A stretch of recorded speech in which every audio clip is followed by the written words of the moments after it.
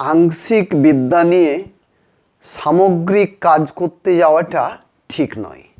আমরা যদি অল্প বিদ্যা নিয়ে সমগ্র ভাবকে উপলব্ধি করতে চাই, সমগ্র ভাবকে বুঝতে চাই বা সমগ্র ভাবকে প্রকাশ করতে চাই, তাহলে কিন্তু আমরা ভুল করব এবং এই ভুলের জন্যে আমরাই নিজেরাই প্রথম কষ্ট পাবো। তাহলে অল্প বিদ্যা বলতে কি বোঝাচ্ছে? তাহলে অল্প বিদ্যা বলতে বোঝাচ্ছে যে প্রাকৃত যে বিদ্যা, এই বিদ্যার দ্বারা মানুষ কখনোই সমগ্র বিদ্যা সম্পর্কে সঠিক ধারণা করতে পারে না।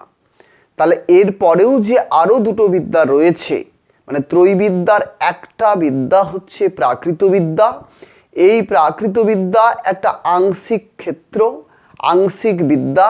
সামগ্রিক ভাবকে বিদিত হওয়া যায় না এই বিদ্যার দ্বারা।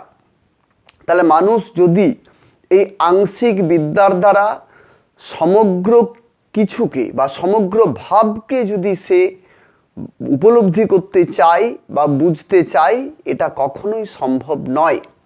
তাহলে ত্রৈবিদ্যার যে ত্রিলোক, ত্রিভূমি, ত্রিক্ষেত্র রয়েছে, এই ত্রিক্ষেত্রে গিয়ে ত্রিভাবকে উপলব্ধি করতে হয়।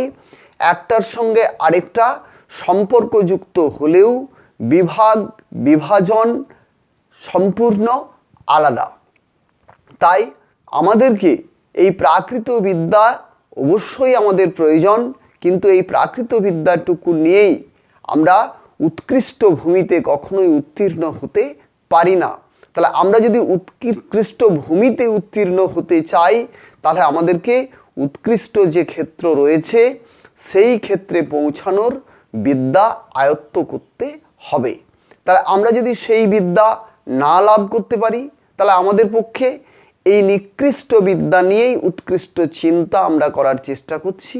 এখানে আমাদের একটা ভুল প্রচেষ্টা রয়েছে।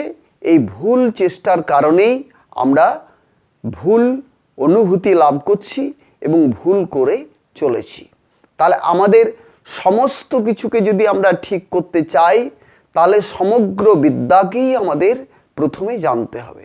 অর্থাৎ প্রথমে সব কিছু ঠিক বুঝতে হবে, তবেই সব কিছু ঠিক হবে। অল্প বুঝে অল্প ঠিক হবে।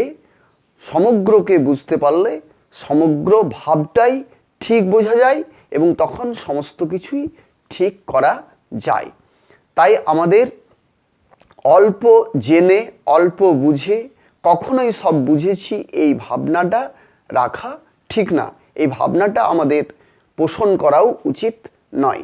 তাহলে আমরা সবকে ঠিক করে বুঝবো, তবেই আমরা সব কাজ ঠিকভাবে করতে পারবো। অল্প বুঝে অল্প কাজ হয়।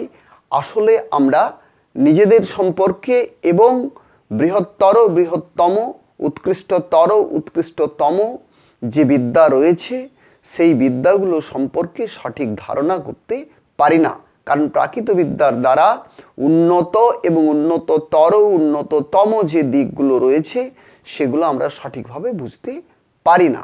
তাই আমাদের বৃহত্তর বৃহত্তম উচ্চতর উচ্চতম যে ভূমি রয়েছে, বিদ্যা রয়েছে, এই বিদ্যাকে যতক্ষণ না পর্যন্ত আমরা উপলব্ধি করতে পারছি বা বোধ লাভ করতে পারছি, ততক্ষণ পর্যন্ত আমাদের পক্ষে সব কিছু ঠিক করা সম্ভব হয় না।